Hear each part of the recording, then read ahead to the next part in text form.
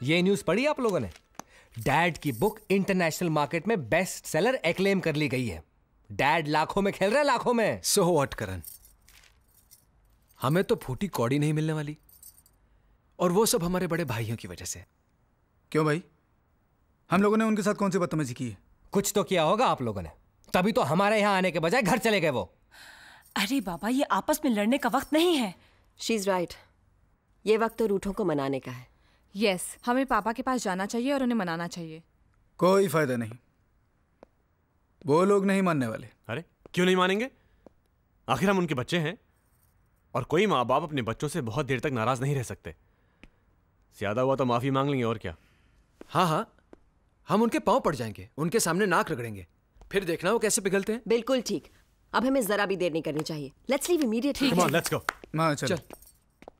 अरे पायल बेटा, जल्दी से तैयार हो जाओ, दादा दादी से मिलने जाना। Rahul, you too, come on, fast, get ready, let's go. आप लोग गंदे हो, आप लोग उनसे माफी मांगने के लिए नहीं बल्कि पैसे मांगने के लिए जा रहे हो। राहुल, हम लोग पहले ही उन्हें बहुत रोता हुआ देख चुके हैं, अब और नहीं देखना चाहते। हम लोग नहीं जाएंगे। चलो राहुल।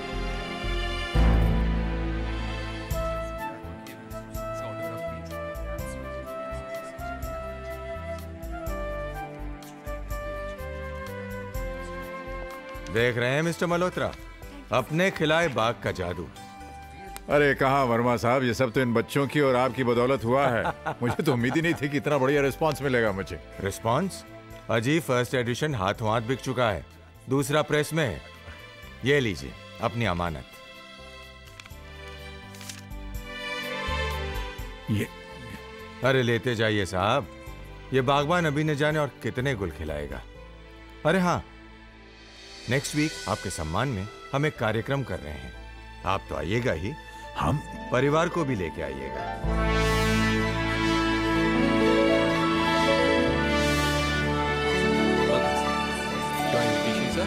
राज मल्होत्रा जी, उनके बेटे।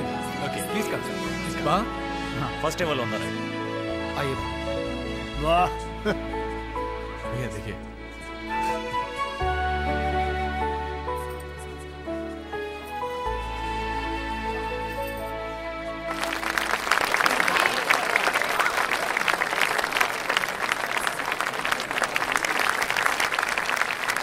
डैड,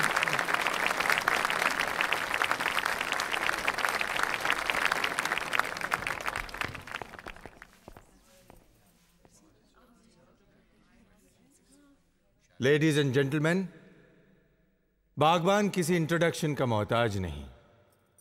इसके ऑथर का बुकर अवार्ड से सम्मानित किया जाना अपने आप में बागबान की सफलता की कहानी कहता है। इससे पहले कि मैं मिस्टर राज मल्होत्रा से बागबान पर रोशनी डालने की रिक्वेस्ट करूं, मैं चाहूंगा कि उनका बेटा अपने पिता के बारे में कुछ कहे, और इसीलिए मैं स्टेज पर आने के लिए रिक्वेस्ट करता हूं। कौन भैया, all the best. Mister Alok Raj से। आलोक जी प्लीज।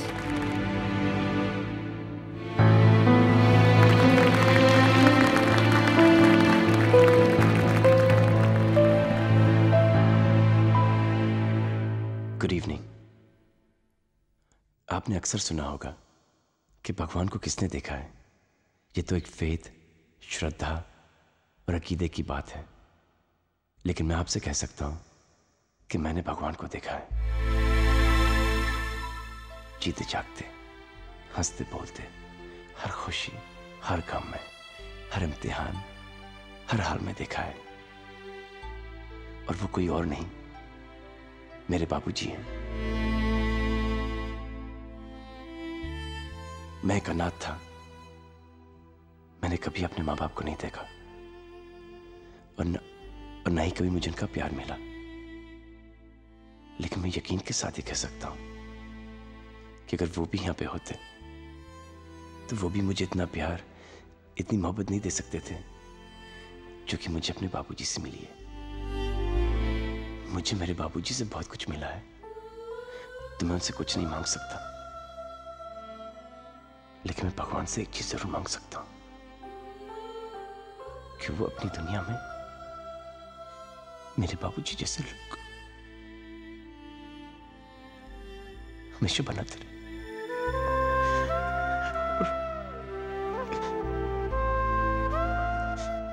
बस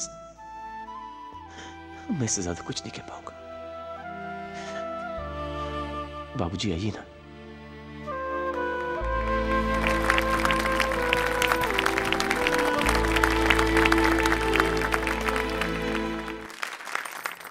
देवियों और सज्जनों, आपने मेरे बारे में अभी जो कुछ भी सुना उस पर बिल्कुल विश्वास मत कीजिएगा। आलोक मेरी तारीफ इसलिए करता है क्योंकि वो मुझसे बहुत प्यार करता है, और वो प्यार इसलिए नहीं करता क्योंकि मैं बहुत एक अच्छा इंसान हूं या मुझ में कई गुण हैं। वो प्यार इसलिए करता है क्योंकि वो खुद एक अच्छा इंसान है। देखिए, मैं कोई लेखक नहीं हूं। लेखक तो सोच के सागर में डूब कर न जाने कैसे कैसे मोती निकाल लेते हैं। मैंने तो बस वही लिखा है जो जिंदगी ने मुझे दिखाया। बागबान मेरे बारे में या किसी एक इंसान के बारे में नहीं है। यह किताब है बीते हुए कल और आने वाले कल के बीच फैले हुए सन्नाटे के बारे में। यह किताब है एक पीढ़ी और दूसरी पीढ़ी के दरमियान टूटे हुए हर पुल के बारे में। यह किताब है झुके हुए उन कंधों के बारे में जिन पर बैठकर कभी कुछ बच्चों ने जिंदगी के मेले देखे थे। यह किताब है कांपते हुए उन खाली हाथों के बारे में जिन्होंने अपने बच्चों के नन्हे हाथों को पकड़कर उन्हें चलना सिखाया था। यह किताब है लरसते हुए उन होठों के बारे में जिन पर कभी लोरियां थीं, मगर अब बरसों से खामोशी।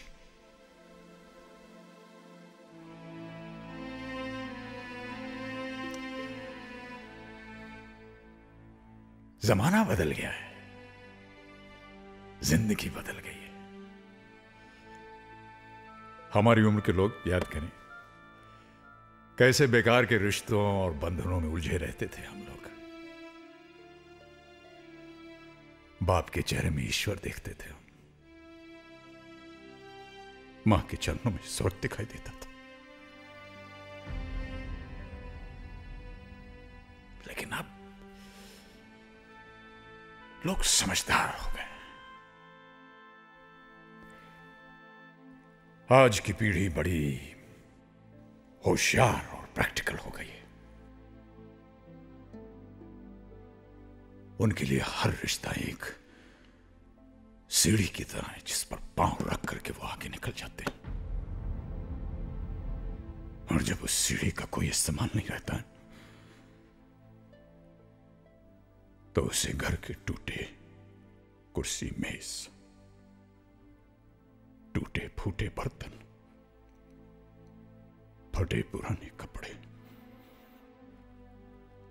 कल के अखबार की तरह रत्ती समझकर किसी कबाड़ खाने में फेंक देते हैं। लेकिन जिंदगी सीढ़ी की तरह ऊपर नहीं जाती। जिंदगी पेड़ की तरह उगती है। मां बाप किसी सीढ़ी के पहले पायदान नहीं होते। मां बाप जिंदगी के पेड़ की जड़ है। पेड़ कितना ही बड़ा क्यों ना हो जाए, कितना ही हरा भरा क्यों ना हो जाए, जड़ काटने से वो हरा भरा नहीं रह सकता।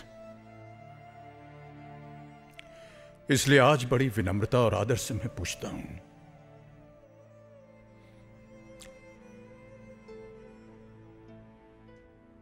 कि जिन बच्चों की खुशियों के लिए एक बाप अपनी मेहनत की पाई पाई हंसते हंसते उन पर खर्च कर देता है,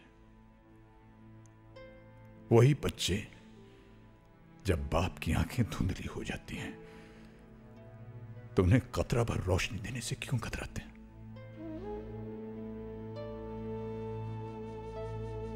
एक बाप अगर अपने बेटे की जिंदगी का पहला कदम उठाने में उसकी मदद कर सकता है तो वही बेटा अपने बाप के आखिरी कदम उठाने में उसे सहारा क्यों नहीं दे सकता? जिंदगी भर अपने बच्चों पर खुशियां लुटाने वाले मां बाप को किस जुर्म में आंसुओं और तन्हाई की सजा सुना दी जाती है? अगर वो हमें प्यार दे नहीं सकते तो उन्हें हमसे हमारा प्यार छीनने का अधिकार किसने दिया? क्या समझते हैं ये बच्चे कि जिन मां बाप को प्यार के बंधन में बांधकर भगवान ने एक किया है उन्हें वो दो हिस्सों में बांटकर अलग अलग तड़पने के लिए छोड़ सकते हैं? क्या इसी दिन के लिए इंसान औलाद मांगता है? इसी दिन के लिए? औलाद शायद ये भूल रही है कि जो हमारा आज है वो कल उनका होगा। अगर आज हम बूढ़े हैं तो कल वो भी बूढ़े होंगे। जो सवाल आज हम कर रहे हैं वही सवाल कल वो पूछेंगे। और रही मेरी बात तो हमारी चिंता तो आप कीजिएगा मत, क्योंकि अगर हम उन बच्चों को पाल पोस कर बड़ा कर सकते हैं जो न चल सकते हैं, न बोल सकते हैं, न कुछ समझ सकते हैं, तो हम अपने आप को भी पाल सकते हैं। हमें किसी से कोई उम्मीद की जरूरत नहीं है, क्योंकि हम बहुत खुशकिस्मत हैं। हम इसलिए खुशकिस्मत हैं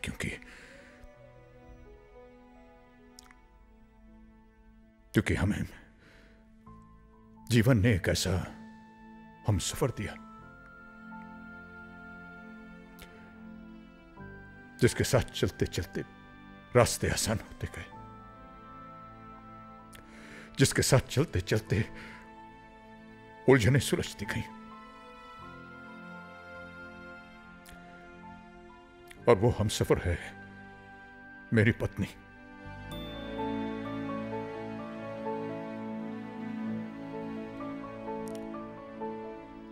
लोग अक्सर मोहब्बत करते हैं, लेकिन ये बात जितनी बार कहनी चाहिए कहते नहीं। मैं ऐसी कोई गलती नहीं करना चाहूंगा।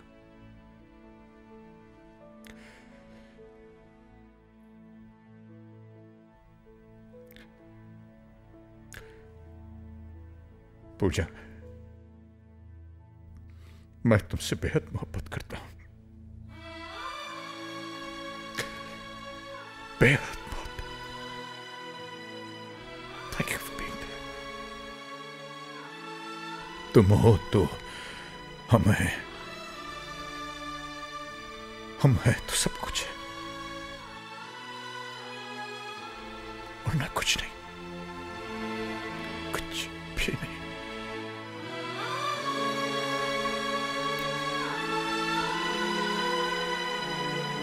बस यही कहना था मुझे।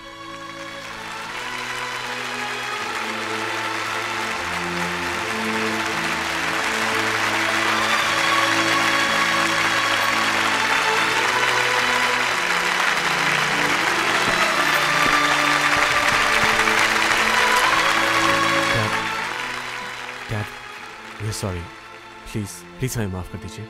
डैड, हमें माफ कर दीजिए प्लीज। राज साहब, कहाँ से मिली?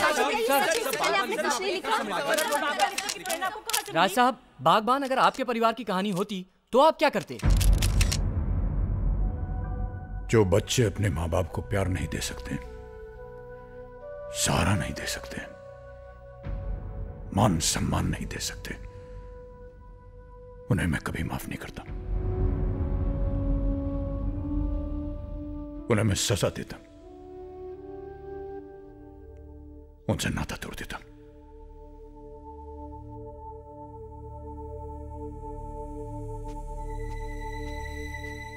मामा, मामा, मामा, मैंने तो सुना था कि माँ हर हालत में अपने बच्चों को माफ कर देती है। आप हमें माफ नहीं करेगी प्लीज? हाँ, एक माँ के नाते शायद अपने खून को माफ कर सकती हूँ, लेकिन एक पत्नी होने के नाते अपने पति के उन आंसुओं को माफ नहीं कर सकती जिनकी वजह तुम सब हो। कल का पता नहीं, आज तुम सबको देने के लिए मेरे पास कुछ भी नहीं, माफी भी नहीं।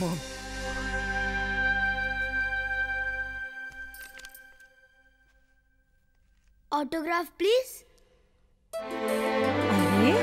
Hey, Rahul, Payal, come here, come here, come here, come here. पायल बेटा।